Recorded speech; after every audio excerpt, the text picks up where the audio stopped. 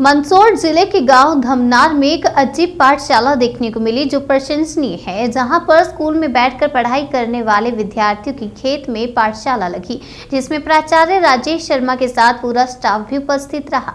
दरअसल आपको बता दें कि मंदसौर जिले के गांव धमनार के शासकीय उच्चतर माध्यमिक विद्यालय के कई छात्र छात्राओं की क्लास स्कूल की बजाय खेत खलियान में लगी पाठशाला, जिसमें विद्यालय के प्राचार्य राजेश शर्मा अपने स्टाफ के साथ उपस्थित रहे। उल्लेखनीय है कि उन्नत किसान समृद्ध भारत के तहत उत्कृष्ट कृषक अवार्ड प्राप्त किसान बद्रीलाल धाकड़ धमनार MGS चुंडावत कृषि विज्ञान केंद्र मंदसौर वरिष्ठ वैज्ञानिक ने छात्र छात्राओं के खेत पर पाठशाला लगाकर खेती किसानी के बारे में जानकारियां दी और बताया कि विद्यार्थियों को पढ़ाई के साथ साथ कृषि कार्य भी करना चाहिए, जिसके माध्यम से आत्मनिर्भर बना जा सकता है। किसान बद्रीलाल धाकड़ ने बताया कि खेती से खाद्यान्न, अनाज, दलहन, मसालेदार एवं औषधि वाली फसलें पैदा कर स्वयं का रोजगार स्थापित कर सकते हैं, जैसे लहसुन, किनोवा, कालमेघ, अकरकरा, सर्फगंधा, अश्वगंधा, कैमोमाइन आदि औषधीय खाद्यान्न एवं मसाला वाली फसलें पैदा कर लाभ किया जा सकता है।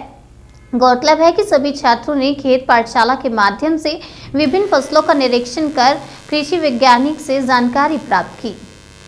मंदसौर ज़िले में आज और इसकी शुरुआत आज धमनार गांव से हुई है कि आज यहाँ पे विद्यार्थी खेत पाठशाला और एग्रीकल्चर में करियर गाइडेंस के लिए एकत्रित हुए और खेत पर आज विद्यार्थियों ने भ्रमण किया और उनको इस खेत पाठशाला से खेती के बारे में, उन्नत खेती के बारे में, वैज्ञानिक खेती के बारे में और खेती में विभिन्न व्यवसायों के बारे में जानकारी मिली और साथ ही साथ जो हमारे विद्यार्थी हैं उनको आगे कैसे बढ़ाया जाए, खेती को लाभ का और अधिक लाभप्रद कैसे बनाया जाए और साथ ही साथ जो नई नई फसलें हैं, औषधीय फसलें हैं, जो एक मंदसौर ज़िले की मुख्य पहचान है। यहाँ लगभग 30 से 35 नई फसलें रबी फसलों में होती है, सीज़न में होती है, जिसमें आप देखते हैं किनोवा है, कैमोमाइल है, अश्वगंधा है, सर्पगंधा है, जो हमारे यहाँ पे किसान अथक प्रयास करके उत्पन्न कर रहे हैं। वो भी हमारे इस विद्यार्थियों को रूबरू होने का और नया सीखने का मौका मिला। तो निश्चित रूप से इस प्रकार की पाठशालाएं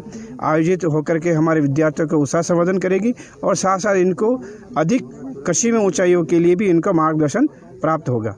बताइए। एग्रीकल्चर की क्लास में हमने आज बहुत कुछ सीखा है। इस क्लास में हमें खेती के बारे में बहुत कुछ जानने को मिला है। हम अपनी पढ़ाई के साथ साथ खेती में भी ध्यान लगा सकते हैं और हमको खेती के बारे में भी नॉलेज होना चाहिए। इस प्रकार से यहाँ पे जो आयोजन हुआ है, इसके बारे में किस प्रकार से आपको सूचना जानकारी मिली और कौन कौन आए थे?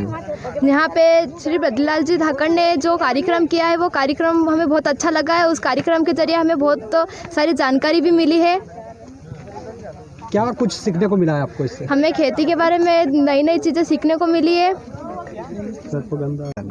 तो आज का जो कार्यक्रम था वो मुख्य रूप से हमने एग्रीकल्चर करियर गाइडेंस एंड मतलब खेत पाठशाला के रूप में आयोजित किया था। इसका मुख्य उद्देश्य ये था कि आने वाले समय में बच्चे क्या है, शिक्षा पूरी करने के बाद जब उनको शासकीय सेवा या अन्य नौकरियों में स्थान नहीं मिलता है तो वो हतोत्साही हो जाते हैं।